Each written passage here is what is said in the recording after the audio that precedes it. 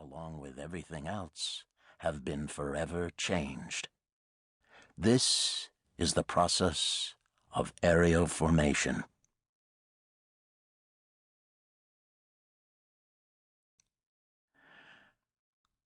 One day the sky fell. Plates of ice crashed into the lake and then started thumping on the beach. The children scattered like frightened sandpipers. Nergal ran over the dunes to the village and burst into the greenhouse shouting, "The sky is falling! The sky is falling!"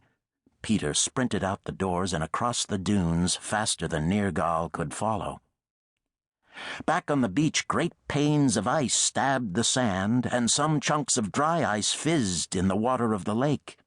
When the children were all clumped around him, Peter stood with his head craned back, staring at the dome so far above. "Back to the village," he said in his no-nonsense tone. On the way there, he laughed. "The sky is falling," he squeaked, tousling Nergal's hair.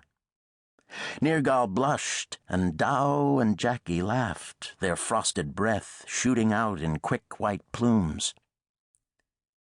Peter was one of those who climbed the side of the dome to repair it. He and Cassé and Michel spidered over the village in sight of all, over the beach and then the lake, until they were smaller than children, hanging in slings from ropes attached to ice hooks. They sprayed the flaw in the dome with water until it froze into a new clear layer, coating the white dry ice. When they came down, they talked of the warming world outside. Hiroko had come out of her little bamboo stand by the lake to watch, and Nergal said to her, "Will we have to leave?" "We will always have to leave," Hiroko said. "Nothing on Mars will last." But Nergal liked it under the dome.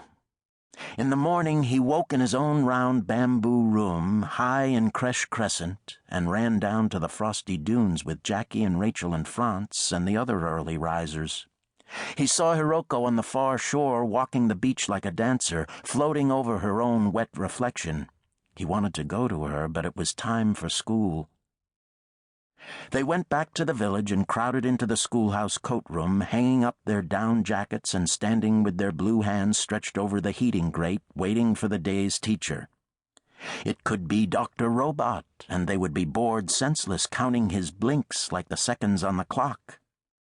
It could be the good witch, old and ugly, and then they would be back outside building all day, exuberant with the joy of tools.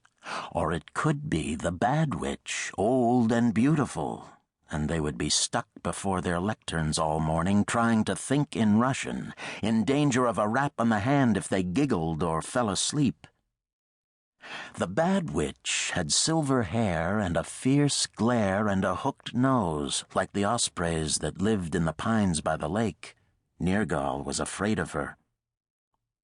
So, like the others, he concealed his dismay as the school door opened and the bad witch walked in.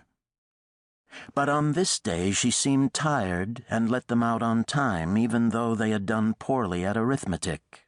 Nergal followed Jackie and Dow out of the schoolhouse and around the corner, into the alley between Creche Crescent and the back of the kitchen. Dow peed against the wall, and Jackie pulled down her pants to show she could too, and just then the bad witch came around the corner. She pulled them all out of the alley by the arm, Nergal and Jackie clutched together in one of her talons, and right out in the plaza she spanked Jackie while shouting furiously at the boys. "You two stay away from her! She's your sister!" Jackie, crying and twisting to pull up her pants, saw Nergal looking at her, and she tried to hit him and Maya with the same furious swing and fell over bare-bottomed and howled.